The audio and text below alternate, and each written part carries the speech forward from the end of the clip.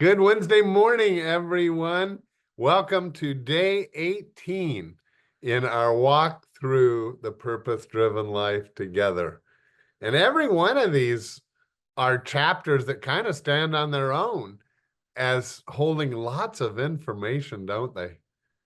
They really do. And I love digging into these, even though it's only for 10 minutes. And I hope you're supplementing this with your own reading of this book. But if not now, maybe you've read it in the past. Maybe you're just enjoying these little challenges to life. Today, Rick talks about in chapter 18 what it's like to live together as Christians. And in essence, he is making a very strong case for getting together with other believers in some sort of smaller group.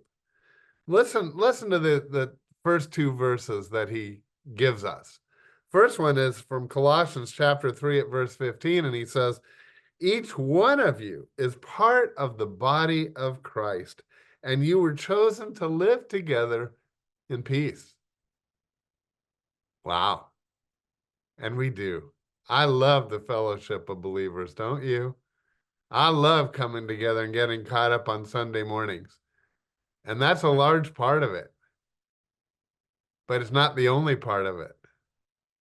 Because small groups, when it's smaller, well, actually, let me read the one other verse.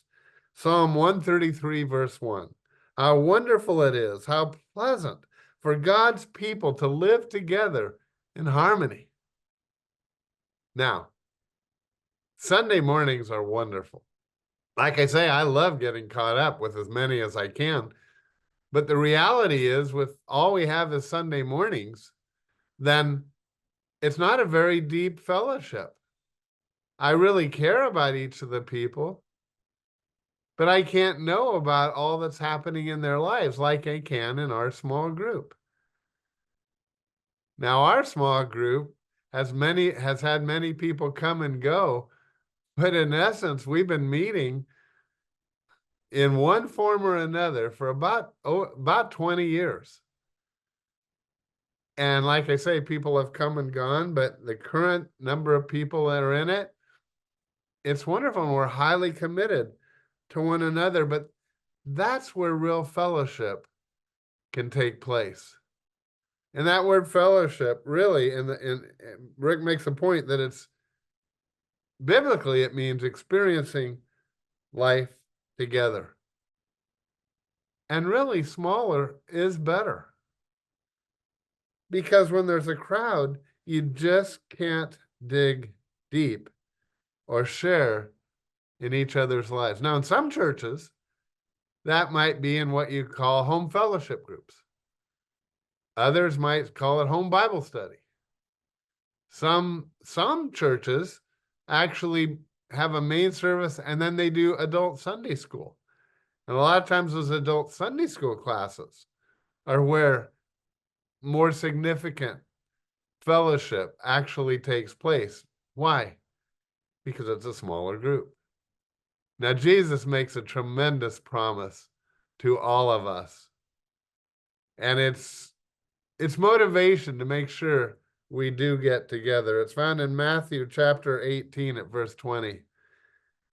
And he says, this is incredible. This is incredible. He says, where two or three are gathered, there I am, Jesus said, in their midst.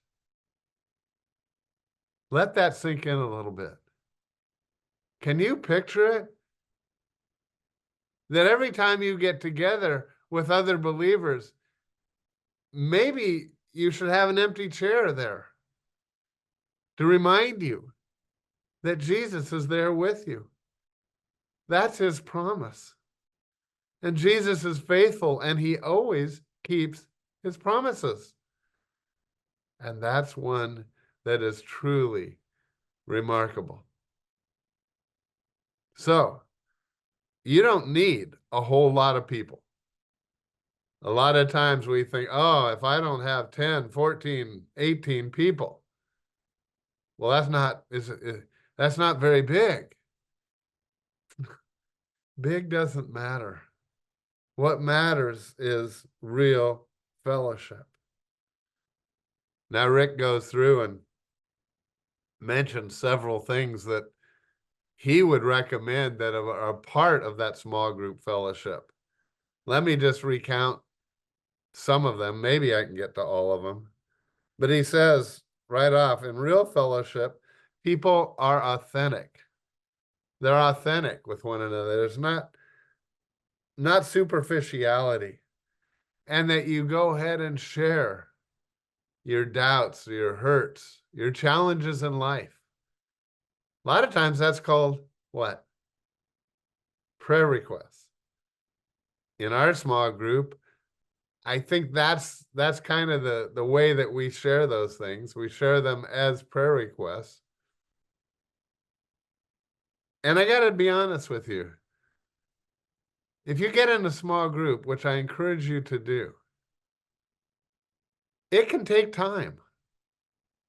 I know when we first started, there wasn't the kind of sharing that there is today. When we gather together on Wednesday afternoons, which is when ours is, we truly share what our hurts and problems are. And sometimes it has to do with our kids or even our grandkids. Sometimes it's directly ourselves. I'm thankful we're at that point. But it took time. It took time. And don't get discouraged. Rick mentions that real fellowship, people experience sympathy. Or he says that the biblical word, or empathy. Or empathy, that we care for one another.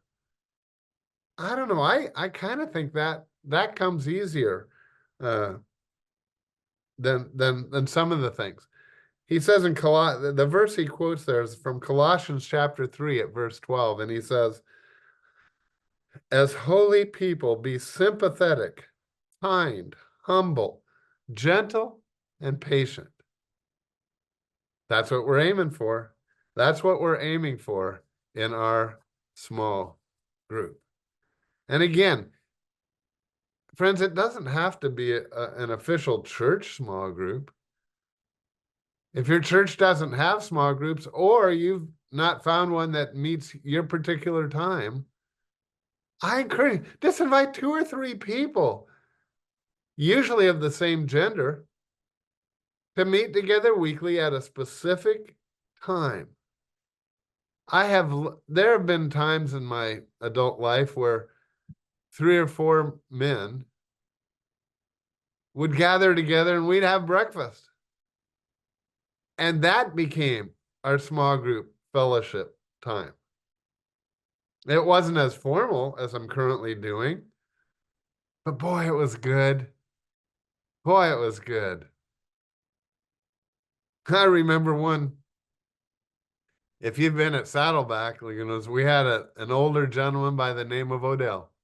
I loved Odell. He was from the South. He knew his Bible because he had lived his Bible. And he just called together a group of men, and we met at Chick-fil-A. You know why we chose Chick-fil-A? Because it had free coffee for seniors. Nothing more specific. And we kind of carved out our place in the back, and it was wonderful. And sharing of life. No, you don't have to have a church small group, although many churches do, we do, and if you would like to find a small group, all you have to do is ask. And we always have groups that are open to new members.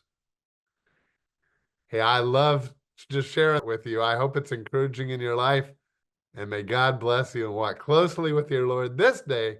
And I'll see you back here tomorrow. Oh, come to the Father through Jesus the Son, and give Him